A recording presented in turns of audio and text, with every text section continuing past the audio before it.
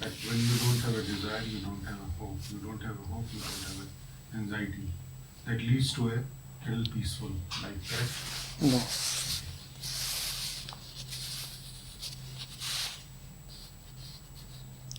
We have constantly been saying that you want change.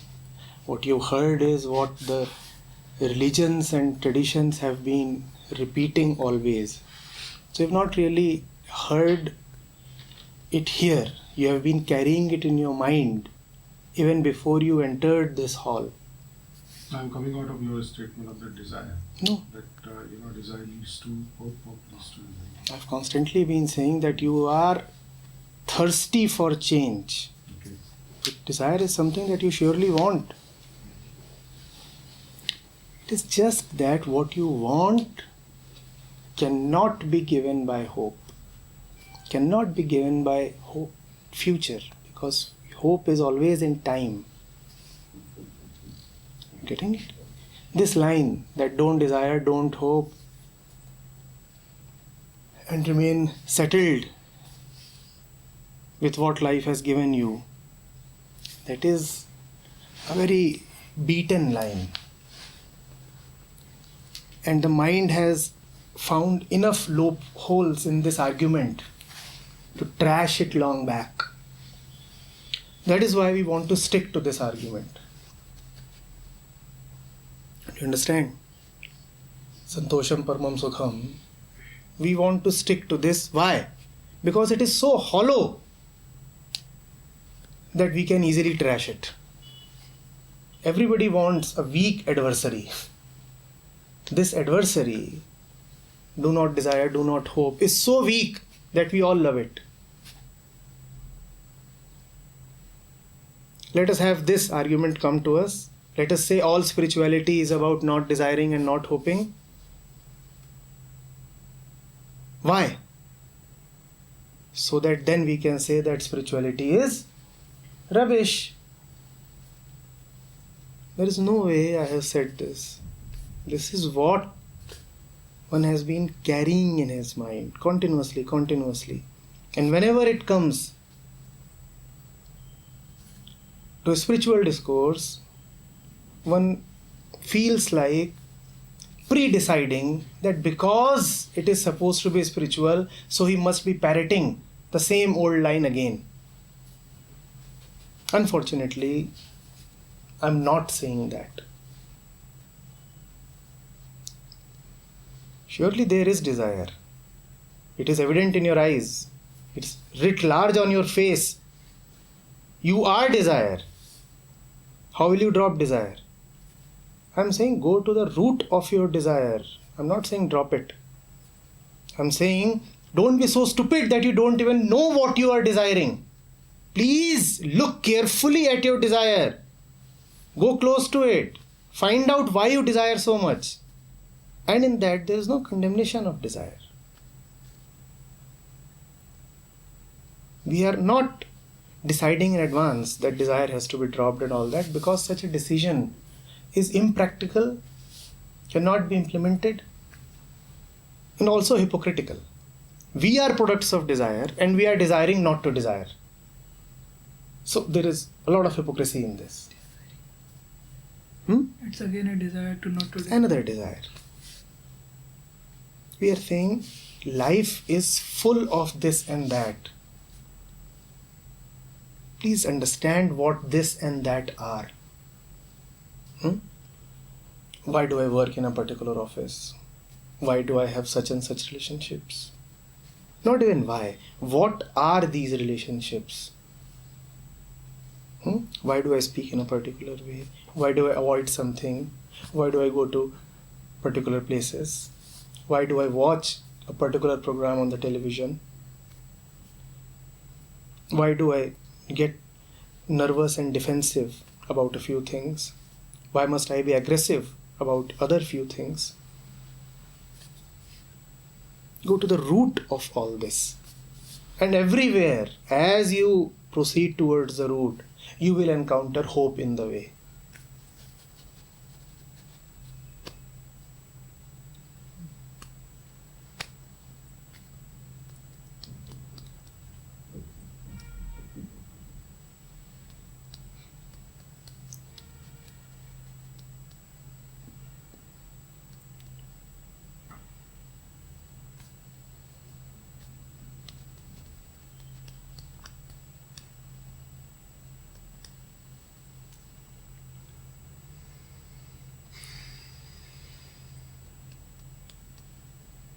Desire is a wonderful messenger.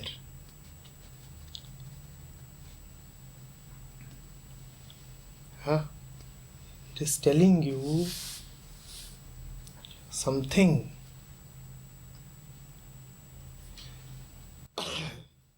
ought to give. Something really needs to change. So when desire arises, do not treat it with kid gloves.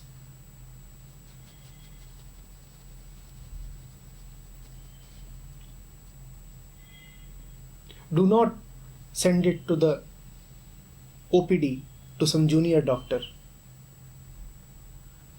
Send it right to ICU. Because the desire might appear small, but it is arising from your heart. Go to the root of desire.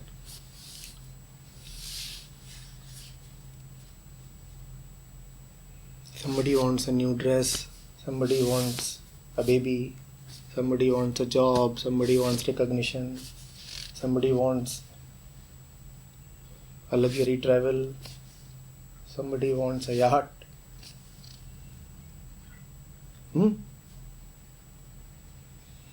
Somebody wants food. What is this whole wanting all about? Somebody wants to not to want. What is this whole wanting all about?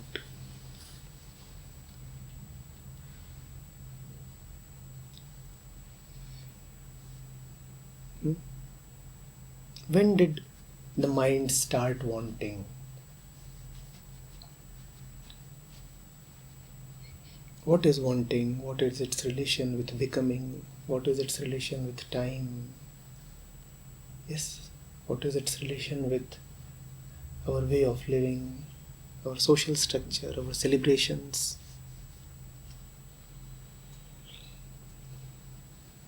When exactly did it come to the mind that it must want,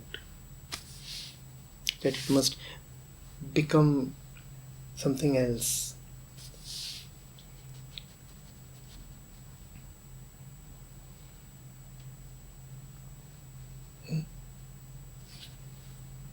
Yes, is it possible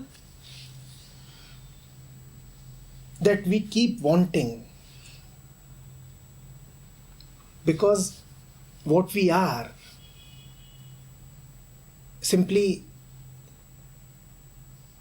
cannot be contained in this small body?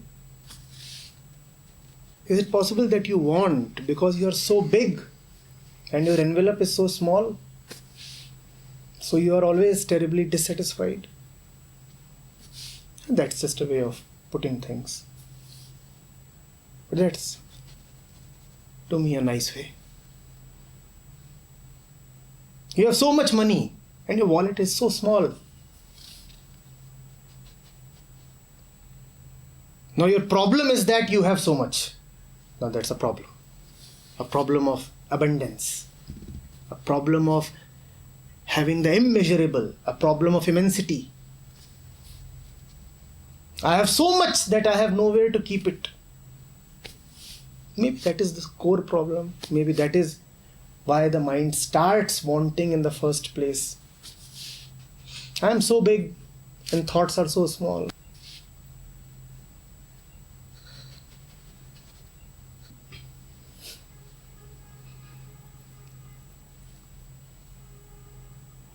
Goodies here and goodies there. I don't know.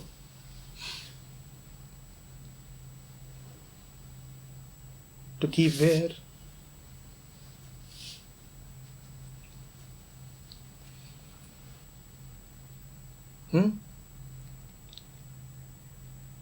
Maybe this wanting is contained in the very constitution of man. Maybe that is what Christianity calls as the original sin, being a man. You are being a man when you are not a man, so you will remain dissatisfied. Yes, why are you being a man? You are not a man. Don't you know that? The more you say that you are a man, the more dissatisfied you will remain. And then you will want something. What will you want? Maybe all wanting is about no more being a man. But you say, I must remain a man and fulfill my wants. That won't happen. That won't happen because wanting starts with being a man. Huh?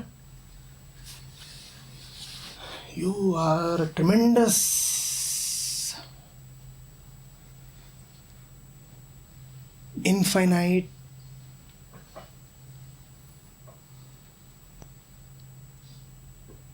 bundle which cannot be bundled.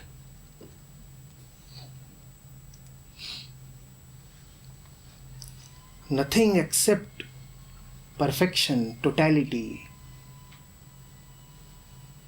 an oceanness satisfies you. You keep wanting more and more.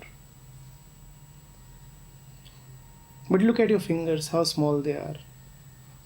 Everything about you is measurable.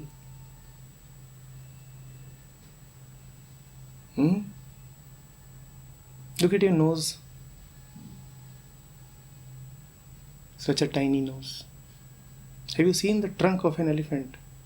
Oh, that too is very tiny. Look at everything that you have. It is all quite tiny. I respect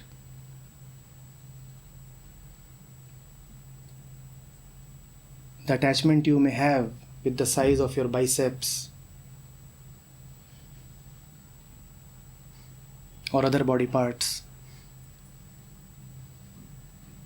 Joydeep here was intent on proving a point or two quite recently about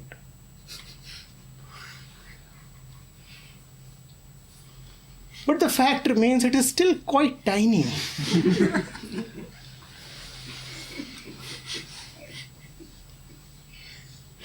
Pathetic. In the laboratory of existence, you will require a vernier caliper to measure it. It is so small. In fact, I am honoring you by saying you would require a vernier caliper. You would actually require a microscope. You're so small. But in this little mind, oceans must be contained. Otherwise, you will not get peace. That's the contradiction that man must overcome. Being small, he must contain infinities. Otherwise, he won't come to rest. Being man, he must transcend humanness. Otherwise, he won't relax.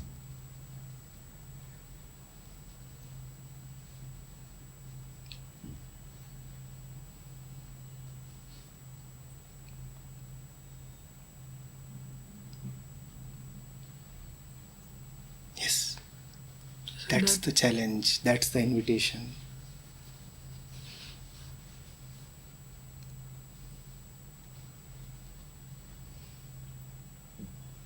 Enter so deeply into yourself, enter so deeply into your smallness that you come to the beyondness that you so desperately crave.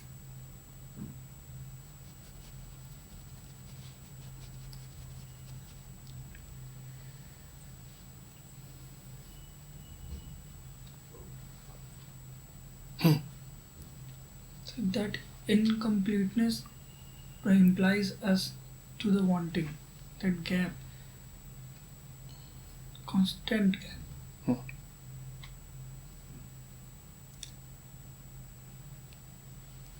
You're destined to feel it.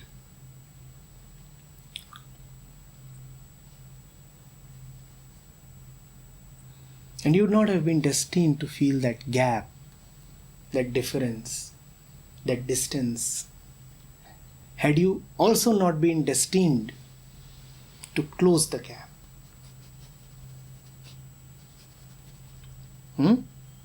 Close it.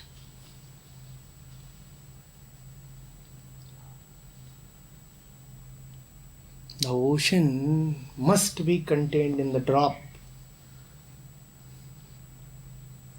The drop has to proudly and boldly come out and declare, I will contain the ocean.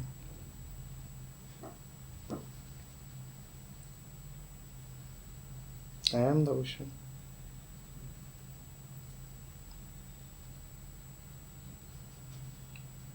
That is what is called Aham Brahmasmi. The drop is saying, you all require the haughtiness of that drop. You all require the absurd sureness of that drop. You all require the faith and deep confidence, bordering on arrogance. The ocean is my birthright. I am the ocean. Yes, the body is small. Yes, everything about me is petty. But I am infinite. Thank you. And Happy New Year.